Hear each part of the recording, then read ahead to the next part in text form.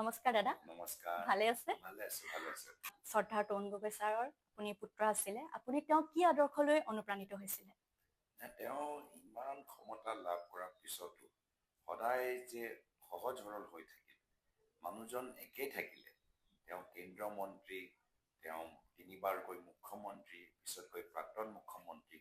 এই যে তেওঁ যে বিভিন্ন দায়িত্ব পালে, ইমান সমাজত ইমান যোৰহাটৰ পৰা ৰঙাজান চাহ বাগিচাত জন্ম হোৱা এগৰাকী ব্যক্তি এবাৰ মিউনিচিপেল ৱাৰ্ড কমিশনাৰ হোৱাৰ পিছত দেশৰ ইমান উচ্চ স্তৰত গৈ পোৱাৰ পিছত যে মানুহজন যে সদায় একে থাকিলে, সদায় যোৰহাটৰ তেখেতৰ বন্ধু বান্ধৱীৰ লগত সময় কটাবলৈ বিচাৰে, পুৰণি কথাবোৰ মনত ৰাখে। সেইখিনি কথা মোক খুব ভাল লাগিলে যে তেওঁ কেতিয়াও অহংকাৰী নহয় আৰু নিজৰ সৰুকালৰ বন্ধুবোৰ কেতিয়াও পাহৰি নগ'ল।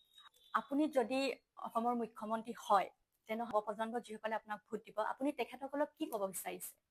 তেওঁলোকৰ মই যেতিয়া আলোচনা কৰোঁ সদায় তেওঁলোকৰ দুটা কথা হয় যে উচ্চ শিক্ষাৰ ক্ষেত্ৰত বহুতখিনি অভাৱ আছে। আজি তেওঁলোকৰ আৰু শিক্ষা খৰচ যথেষ্ট বাঢ়ি গৈছে, হোষ্টেলৰ খৰচ বাঢ়ি গৈছে, প্ৰত্যেক বছৰ ফিজ বাঢ়ি গৈছে আৰু লগে লগে যি ধৰণৰ তেওঁলোকৰ স্কলাৰশ্বিপ পাব লাগে, যি ধৰণৰ তেওঁলোকে ষ্টাইপেণ্ড পাব লাগে, যি ধৰণৰ তেওঁলোকৰ লাইব্ৰেৰী কিতাপ ভাল হ'ব লাগে, সেইখিনি তেওঁলোকে লাভ কৰা নাই। যি ধৰণে তেওঁলোকৰ কিমান কষ্ট কৰি পৰীক্ষা দিবলৈ বহুত দূৰলৈ যাব লাগে, কোচিঙৰ ক্ষেত্ৰত তেওঁলোকে বহুতখিনি কথা নাজানে।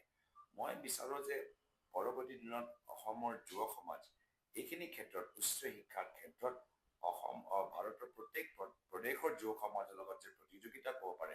হিমন্ত বিশ্ব শৰ্মা ডাঙৰীয়া, তেখেতে মহিলাসকলৰ বাবে আঁচনি উলিয়াই দিছে, অৰুণোদয় আঁচনি।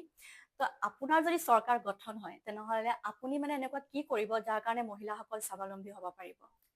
আমি বিচাৰোঁ যে তেওঁলোকে নিজৰ ভৰিৰ ওপৰত থিয় হওক, নিজৰ ব্যৱসায় তেওঁলোকে আৰম্ভ কৰক, নিজৰ সৰু দোকান বা সৰু তেওঁলোকৰ যি ঘৰৰ ভিতৰত যদি তেওঁলোকে তাঁতশাল বহাইছে, সেইখিনি লৈ তেওঁলোকে এটা ইণ্ডাষ্ট্ৰী হওক, কাইলৈ গৈ তেওঁ কোনোবা এগৰাকী CEO হওক। তেনেকুৱা আমি বিচাৰোঁ যে তেওঁলোকৰ মাত্ৰ আঁচনি লৈ 1250 টকা বা লৈ সীমিত হৈ নাথাকে, তেওঁলোকে নিজে দৰমহা দিবলৈ বেলেগক এটা অৱস্থালৈ আহক। মহিলাসকলে আজি বহুত কৈছে যে আমি চাকৰি আমাক লাগে, আমি চাকৰি ক্ষেত্ৰত সোমাবলৈ বিচাৰোঁ।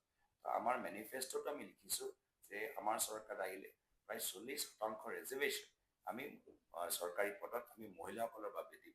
যাৰ ফলত বিভিন্ন চৰকাৰী কেন্দ্ৰত ফ্ৰী চেনিটেৰী পেড দিয়েও আমি ভাবিছোঁ যে তেওঁলোকে নিজৰ হেল্থি সুস্থ ৰাখিব পাৰে। এনেধৰণৰ একদম অল ৰাউণ্ড এটা আমাৰ চিন্তা মহিলাসকলৰ বাবে আছে।